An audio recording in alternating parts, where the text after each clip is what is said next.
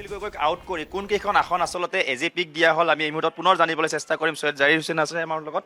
কি ক'ব আচলতে যি হয়, আমি আগতে কোৱা নিচিনাকৈ যে সংখ্যালঘু বিধায়কৰ হেঁচাত পৰি কংগ্ৰেছে অখিল গগৈক মিত্ৰতাৰ পৰা আউট কৰিলে। আৰু কাৰণ সংখ্যালঘু বিধায়কে বিচাৰে যে অখিল গগৈক সংখ্যালঘু সমষ্টিত প্ৰৱেশ দিব নালাগে, এণ্ট্ৰি দিব নালাগে। চ' কংগ্ৰেছৰ পৰা আউট হ'ল এই মিত্ৰতাৰ ফৰ্মুলাৰ পৰা, কংগ্ৰেছৰ পৰা যি মিত্ৰতাৰ ফৰ্মুলা অখিল গগৈ আউট হ'ল। এতিয়া আহিল লুৰিণজ্যোতি গগৈ। লুৰিণজ্যোতি গগৈক 12টা ছিট দিছে।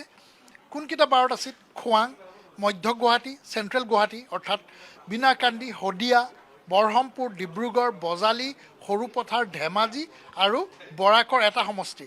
12টা ছিট দিছে যদিও আমাৰ হাতত আহিছে 10টা সমষ্টিৰ নাম আৰু 2টা সমষ্টি এতিয়াও তেওঁলোকৰ মাজতো অলপ খেলি মেলি হৈ আছে কাৰণে আমি দিয়া নাই। তাৰ বিপৰীতে ৰঙিয়া আৰু সৰভোগ ভৱানীপুৰ দিছে CPM-ক, বিহালী দিছে CPIML-ক আৰু ডিমৌ দিছে CPI-ক। এতিয়া যদি আপুনি ভালদৰে এই গোটেই সমষ্টিকেইটা চায়, বিশেষকৈ লুৰিণজ্যোতি গগৈৰ এই 12টা সমষ্টিৰ ভিতৰত প্ৰতিদ্বন্দ্বিতা কৰা এটাই ভাল ছিট আছে, খোৱাংটোৱে যি তেওঁলোকে অলপ এটা পৰ্যায়লৈ আহিব পাৰে। কিন্তু বাকীকেইটা ছিট নন ছিৰিয়াছ ছিট, অৰ্থাৎ কোনো ধৰণে প্ৰতিদ্বন্দ্বিতা দিব পৰা। এতিয়া ডিব্ৰুগড়, বজালী, সৰুপথাৰ, ধেমাজি, বৰাক এইবিলাকত জাতীয় পৰিষদৰ কোনো অস্তিত্বই নাই, কোনো ভেটিয়ে নাই।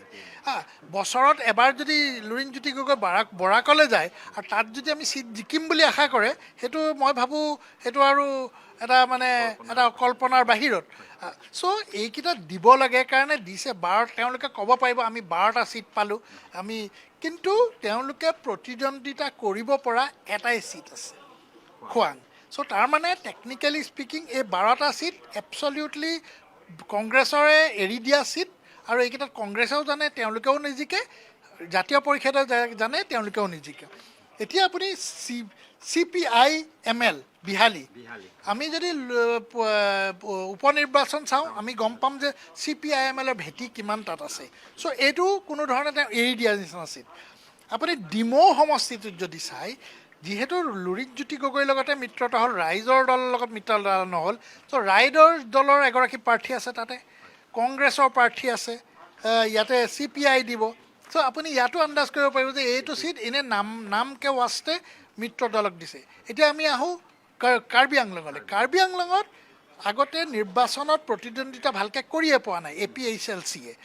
চ' সেই তেওঁলোকক 1টা বা 2টা ছিট দি তেওঁলোকক মুখখন বন্ধ কৰি এটা দেখুৱাব বিচাৰিছে আমি বিৰোধী মিত্ৰজোঁট বুলি দেখুৱাব বিচাৰিছে। কিন্তু এই গোটেই তালিকাখনৰ পৰা মই যিমান দূৰ মোৰ লাগে যে এটাই ছিট আছে য'ত তেওঁলোকে প্ৰতিদ্বন্দ্বিতা কৰিব পাৰিব। আৰু কিন্তু তাৰ পৰাও আজি যদি খোৱাঙত চাই, আজি আমাৰ ইতিমধ্যে বিদ্ৰোহ দেখা গৈছে। বিদ্ৰোহ উকমুকনি বুলি নহয়, বিদ্ৰোহ অলৰেডি হৈছে। তাত তেওঁলোকৰ সমৰ্থক, তাত এজন প্ৰত্যাশী বিজু দুৱাৰা বুলি, তেখেতে একদম স্পষ্ট ভাষাত তেওঁ বিদ্ৰোহ প্ৰকাশ কৰিছে যে ইয়াত বাহিৰৰ মানুহ, যিহেতু লুৰিণজ্যোতি গগৈ সেই সমষ্টিৰ বাসিন্দা নহয়, তেওঁ বাহিৰৰ পৰা আহিছে, আমদানি কৰা মানুহ বা চালানী মানুহ আমাক ইয়াত প্ৰয়োজন নাই। চ' মই ভাবোঁ সেই ফেক্টৰটো কিন্তু গুৰুত্বপূৰ্ণ ফেক্টৰ, যে খোৱাঙত ক'ৰ পৰা অল অফ এ ছাডেন কিয় আহিলে, কিয় নাহৰকটীয়াত তাত নেখেলিলে লুৰিণজ্যোতি গগৈ, কেৱল হাৰাৰ কাৰণে তাতে নেখেলিলে নেকি? চ' এনে কেতবোৰ প্ৰশ্ন আহিব। চ' এইখন তালিকাত মই ভাবোঁ কম্প্ৰমাইজ। এটা কথা, বিনাকান্দিটো যথেষ্ট টাফ হ'ব, কাৰণ আজমল বিনাকান্দিটোতো লুৰিণজ্যোতি গগৈহঁতে এই ছিটটো এনেই লৈছে। ইয়াতো কংগ্ৰেছৰ পৰাও তেওঁলোকে সন্মুখীন হ'ব, প্লাছ আজমল হেভি ৱেট আৰু এইটো ছিটতো তেওঁলোকৰ কোনো খাছ লাভ নহ'ব। বৰহমপুৰ ৰাজেন গোহাঁই, এতিয়া Rajen Gohain is an old horse. এতিয়া ধৰক তেওঁ একচুৱেলি আজি ইমান দিনে থকাৰ পিছত তেওঁৰ ৰাজনৈতিক অস্তিত্ব কিমান আছে। আজি ধৰক লুৰিণজ্যোতি গগৈ দলত ৰাজেন গোহাঁই বা অজিত ভূঞা, দে আৰ অৰ্নামেণ্টেল, এটা বাহিৰৰ পৰা দেখিবলৈ যে আমাৰ লগত এজন প্ৰাক্তন মন্ত্ৰী, কেন্দ্ৰীয় মন্ত্ৰী, এজন প্ৰাক্তন ৰাজ্যসভাৰ সাংসদ, কিন্তু টেকনিকেলি স্পিকিং তেওঁলোকৰ যিটো ভেটিটো নাই। কাৰণ অজিত ভূঞাৰতো কোনো পাৰ্টীয়ে নাই, দলেই নাই। ৰাজেন গোহাঁই আজি কালি পৰহি ইয়াৰ পৰা আহি পেলাই ইয়ালৈ আহিছে। চ' তেওঁ গ্ৰহণযোগ্যতাটো কিমান আছে, তাতেই জাতীয় পৰিষদ এটা নতুন জন।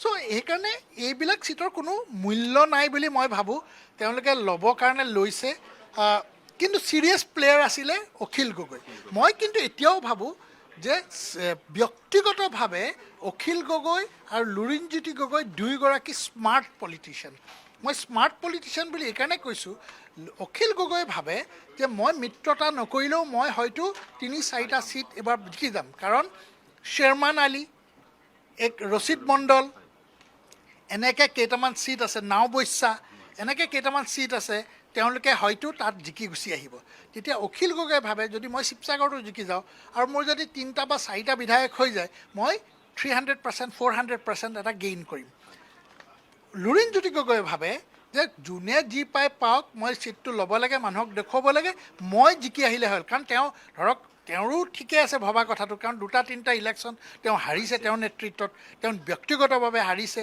চ' সেই হিচাপত তেওঁৰো সেইকাৰণে মই তেওঁক স্মাৰ্ট পলিটিচিয়ান বুলি কৈছোঁ যে বাকী মোক জিকা চিট দিয়ক নিদিয়ক মোৰ কোনো মতলব নাই মই জিকি আহিব লাগে কাৰণ তেওঁ এইটো কথা দেখিছে যদি কংগ্ৰেছৰ লগত মিত্ৰতা নকৰে 3-কোণীয়া 4-কোণীয়া হ'লেতো এনেও হাৰিব এটলিষ্ট এতিয়া মই কৈছোঁ যে ক'ৰবাত নহয় ক'ৰবাত এটা প্ৰতিদ্বন্দ্বিতা হ'ব জিকা হৰাটো পিছত হ'ব কিন্তু প্ৰতিদ্বন্দ্বিতা হ'ব কিন্তু তেওঁ অবভিয়াছলি কংগ্ৰেছৰ ফালৰ পৰা সন্মুখীন হ'ব তেওঁ যদি আৰু পাৰ্চনেল অংক কৰি পেলাই ৰাইজৰ দলৰ পৰা এজন কেণ্ডিডেট নিদিয়ে তেতিয়া বেলেগ কথা আৰু সেইটো তেওঁ ব্যক্তিগত ইকুৱেশ্যন এটা কৰিব লাগিব এটা অংক কৰিব লাগিব অখিল গগৈৰ লগত যে অখিল দা মোক আৰু এইটো নিদিব মই জিকিব বিচাৰিছোঁ সেইটো এটা তেওঁলোকৰ ব্যক্তিগত আণ্ডাৰষ্টেণ্ডিং হ'ব পাৰে বাট অখিল গগৈ নিদিবও পাৰে কিন্তু এই তালিকাখনত উইনিং কেণ্ডিডেট মই মোৰ দৃষ্টিত দেখা নাই আৰু নন ছিৰিয়াছ চিটত মানে তেওঁলোকক প্ৰতিদ্বন্দ্বিতা কৰিবলৈ দিছে চ' কংগ্ৰেছৰ কাৰণেও ভাল যে এইকেইটা চিট আমি এনেও নিযোগো এইকেইটাক দি পেলাই মিত্ৰতাটো থৈ দে যে এটা মানুহক দেখুৱাবৰ কাৰণে ইজি হয় এবছলিউটলি এইকেইটা চিটত একচুৱেলি ৱাক অভাৰ দিয়াৰ চিট চ' সেইটো হিচাপত আজি উজনিত বিজেপিক বহুকেইটা চিটত ৱাক অভাৰ দি দিয়াৰ নিচিনা পৰিৱেশ এই তালিকাখনত দেখা গৈছে আৰু য'ত অখিল গগৈৰো এটা পাৰ্টি হৈ যাব এতিয়া কাৰণ তেওঁ কেণ্ডিডেট দিব চ' আজি বা কাইলৈৰ ভিতৰত মই ভাবোঁ অখিল গগৈয়ে 40ৰ পৰা 45টা চিটৰ এখন তালিকা ঘোষণা কৰিব আৰু এতিয়া মানে বিভিন্ন জেগাত 3-কোণীয়া প্ৰতিদ্বন্দ্বিতা হ'ব য'ত থাকিব ৰাইজৰ দল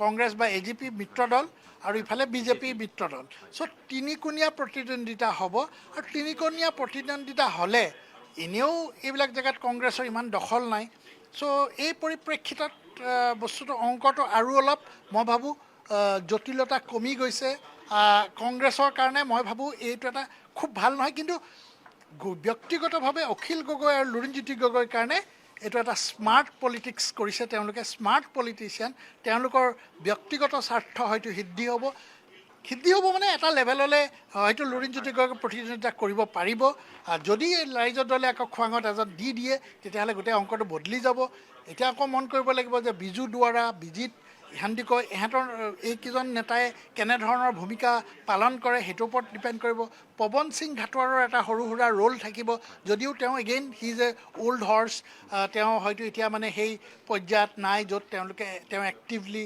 মবিলাইজ কৰিব পাৰিব চ' ডেফিনেটলি কংগ্ৰেছৰ কাৰণে বা বিজেপিৰ কাৰণে মই ভাবোঁ লিটল এডভান্টেজ এই তালিকাখনৰ পৰা লুৰিণজ্যোতি গগৈৰ ব্যক্তিগত স্বাৰ্থ সিদ্ধি হৈছে অখিল গগৈয়ে ভাবে যে মই থাকিলেও নাথাকিলেও 3-4টা মই বিধায়ক জিকাই আনিব পাৰিম চ' আৰু কংগ্ৰেছৰ মুছলিম বিধায়কৰ কাৰণে ইটছ এ উইন যে আমি অখিল গগৈক এণ্ট্ৰি দিয়াৰ পৰা বাধা দিলোঁ নিশ্চয়কৈ ধন্যবাদ আৰু এনেদৰে এতিয়া এখন তালিকা প্ৰস্তুত কৰা হৈছে যিখন তালিকা আমাৰ হাতত আছে আৰু কাইলৈ চূড়ান্ত হ'ব বিৰোধী ঐক্য মঞ্চৰ কোন ক'ত খেলিব বা কেনেধৰণে এই পাৰ্টি তালিকা প্ৰকাশ পাব